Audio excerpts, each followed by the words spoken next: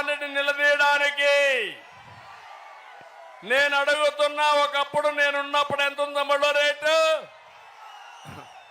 60 రూపాయలు అవునా కాదా? ఇప్పుడు రేట్ ఎంత? 200 అవునా కాదా? ఒక క్వార్టర్ వేసుకుంటే 140 రూపాయలు ఆంఫాట్. రెండో క్వార్టర్ వేసుకుంటే 300 రూపాయలు. గోయిందా గోయిందా. అది తాగితే మీ ఆరోగ్యం ఏమవుతుంది? కడుపులో మంట వస్తా ఉందా లేదా? చాలా మంది హాస్పిటల్ పాలయ్యారా లేదా? కొంతమంది అనారోగ్యం చనిపోయారా లేదా? అంటే ఒక దురాశ పరుడు మీ జీవితాలతో ఆడుకొని ఆడబిడ్డల తాడిబొట్టు తెంచేసిన దుర్మార్గుడు ఈ ముఖ్యమంత్రి అని చెప్పి కూడా నేను మీకు తెలియజేస్తున్నా. ఇంకో మాట మాట్లాడుతున్నాడు, విశ్వసనీయత గురించి మాట్లాడుతున్నాడు. తమ్ముళ్ళు, విశ్వసనీయత ఉందా ఈ ముఖ్యమంత్రికి? పరిశీలిద్దామా లేదా? నేను అడుగుతున్నా. ఎన్నికల ముందు ఏం చెప్పారు మీరు? ప్రత్యేక హోదా తెస్తాను, కేంద్రం మెడలు వంస్తాను చెప్పాడా లేదా? వంచాడా కేంద్రం మెడలు? కాదు, మెడలు దించాడు. అంటే అది నీ విశ్వసనీయత. నేను అడుగుతున్నా, 5 ఏళ్లలో కేంద్రం నుంచి 1 రూపాయి తెచ్చాడా మన కోసరం? ఎంతో పైన నీ వ్యక్తిగత కేసులు తప్ప ఏదీ లేదు. మద్యపాన నిషేధం అమలు చేసిన తర్వాతనే ఓటు అడగతా, లేకపోతే నేను ఓటు అడగనన్నాడు. ఇప్పుడు అడుగుతున్నా, ఇది నీ విశ్వసనీయత. 25,000 కోట్ల రూపాయలు మద్యపానాన్ని తాకట్టు పెట్టి అప్పు తెచ్చిన దుర్మార్గుడు ఈ జగన్మోహన్ రెడ్డి అని చెప్పి కూడా నేను మీకు తెలియజేస్తున్నా. ఇది కాకుండా సిపిఎస్ 1 వారం 2 వారాలు రద్దు చేస్తానన్నాడు. ఎన్ని వారాలైన తమ్ముళ్ళు రద్దు చేశాడా అని నేను అడుగుతున్నా. ప్రతి ఏటా జాబ్ క్యాలెండర్, ప్రతి ఏటా మెగా డిఎస్సి ఇవ్వకపోవడం నీ విశ్వసనీయత. నేను చెప్తున్నా మా యువతకి, ఫస్ట్ సంతకం, మొదటి సంతకం మెగా డిఎస్సి పైనే పెడతారు. మీ ఉద్యోగాలు ఇస్తాను. ఇంకో పక్క తమిళలో ఇక్కడ మీరు అందరూ ఉన్నారు.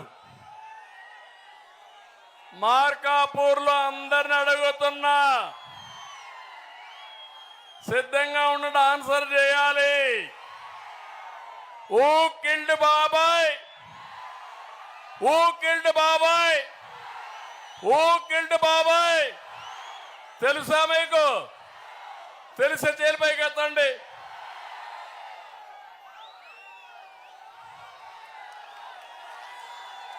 జగన్మోహన్ రెడ్డి తెలియదంట. నిందితుడిని పక్కన పెట్టుకొని ఎంపీగా బాధితుల్ని ఇబ్బంది పెడుతూ జైలు పాలు చేయాలనే ఆలోచన. సొంత చెల్లికి అన్యాయం చేస్తున్నావు. మీ బాబాయిని ఎవరు చంపారో ఇప్పుడు కూడా చెప్పడు. మాట్లాడితే కలియుగం అంటున్నాడు. ఇలాంటి వ్యక్తులు రావడమే కలియుగ మహిమ. అవునా కాదా? అవునంటే గట్టిగా పట్టుకుని చెప్పండి. అంటే బాబాయిని చంపేవాళ్ళు మనకు కావాలనా? కోడికత్తి డ్రామాలు మీకు కావాలనా? కంటైనర్లో డబ్బులు పంపించేవాళ్ళు మీకు కావాలనా? ప్రజాసేవ చేసి మీ జీవితాలు మార్చేవాళ్ళు కావాలి. నష్టం జరిగింది, ఇబ్బందులు వచ్చాయి. మేము కూడా మీకోసం పోరాడాలంటే మా గతి కూడా ఏమైందో చూశారు. మీరంతా చూశారు కదా. మీరు ఎంతమంది పైన కేసులు పెట్టారు, ఎంతమందిని జైల్లో పెట్టారు. ఇప్పుడు కూడా అక్కడక్కడ ఒకరో ఇద్దరు ఆఫీసర్లు ఇంకా మారడం లేదు. పర్వాలేదు, మీ అందరూ ఒకటైనాక సైకిల్ మీద ఎక్కి జనసేన గ్లాస్ పట్టుకొని సైకిల్కి పువ్వు కూడా పెట్టుకొని 3 పార్టీల నాయకులు బయలుదేరితే తిరుగుండదు. తొక్కుకుంటా ముందుకెళ్ళిపోదాం. మన కమిట్మెంట్ ఈ రాష్ట్రం. ఒకే విషయం ఇక్కడ మీ అందరికీ గుర్తు చేస్తున్నా, 45 ఏళ్ళు రాజకీయాలు చూశా. నా జీవితంలో ఇలాంటి ముఖ్యమంత్రిని ఎప్పుడూ నేను చూడలా. ఇలాంటి ముఖ్యమంత్రి ఒకడు వస్తాడని కూడా ఊహించలా. మీరు ఊహించారా? ఎవరన్నా ఊహించారా?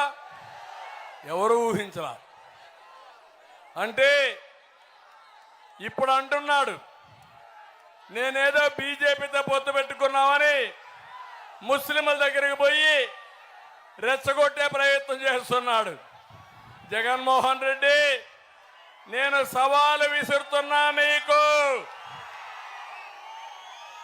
పార్లమెంట్లో కొన్ని బిల్లులు తీసుకొచ్చారు. ముస్లింల బిల్లులు తీసుకొస్తే ఏం తమ్ముడు, ఓటేయకుండా మానేశాడా? సపోర్ట్ చేశాడా లేదా? అక్కడ సపోర్ట్ చేసి ఇప్పుడు నాటకాలు ఆడతావా జగన్మోహన్ రెడ్డి? నేను అడుగుతున్నా, ఈ ముస్లింలకి ఒక్క పని నువ్వు చేసావా? కానీ అబ్దుల్ సలాంని నిర్మోహమాటంగా వేధించి 4 కుటుంబ సభ్యులు ఆత్మహత్యలు చేసుకునే పరిస్థితి తీసుకొచ్చావు. నేను చెప్తున్నా, నా విశ్వసనీయత. ఉర్దూ 2వ భాష చేసింది నేనే, అవునా కాదా? మైనారిటీ సోదరులకు ఫైనాన్స్ కమిషన్ కార్పొరేషన్ పెట్టింది మేమే, అవునా కాదా? హైదరాబాద్ లో ఉర్దూ యూనివర్సిటీ, కర్నూలులో ఉర్దూ యూనివర్సిటీ పెట్టిన పార్టీ తెలుగుదేశం, అవునా కాదా? హైదరాబాద్ లో ఆది హౌస్ కట్టాం. కడపలో విజయవాడలో విభజన అయిన తర్వాత 2 ఆది హౌస్లు కట్టాం. రంజాన్ తోఫా ఇచ్చాం, దుల్హాన్ ఇచ్చాం. ఇంకో పక్క ఇమాములకి మౌజములకి ఆండ్రోరియం ఇచ్చాం. మీకు 3 లక్షల రూపాయలు ఆర్థిక సహాయం చేసి 1 లక్ష రూపాయలు సబ్సిడీ ఇచ్చిన పార్టీ తెలుగుదేశం పార్టీ. విదేశ విద్య ముస్లింల కోసం పెట్టిన పార్టీ తెలుగుదేశం పార్టీ. దగ్గర 30,000 మందికి పెళ్లిళ్లు చేసిన పార్టీ తెలుగుదేశం పార్టీ. ఇప్పుడు అడుగుతున్న జగన్మోహన్ రెడ్డి, 5 ఏళ్లలో మా మైనారిటీ సోదరులకు ఒక్క పని చేశావా నువ్వు? మార్కాపూర్లో నేను సవాలు విసురుతున్నా, సమాధానం చెప్పు. తెలుగుదేశం పార్టీ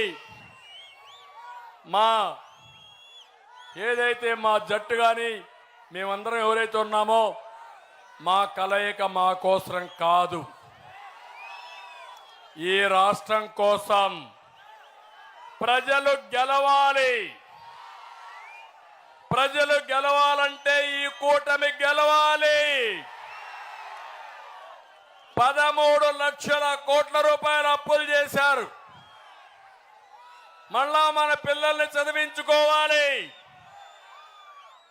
సాగునీటి ప్రాజెక్టులు కట్టుకోవాలి, రోడ్లు వేసుకోవాలి, పిల్లలకు ఉద్యోగాలు రావాలి, మీ భవిష్యత్తు బంగారు భవిష్యత్తు కావాలి. తెలుగు గడ్డ పైన పుట్టిన ప్రతి ఒక్కరికి న్యాయం చేయడం మా బాధ్యత.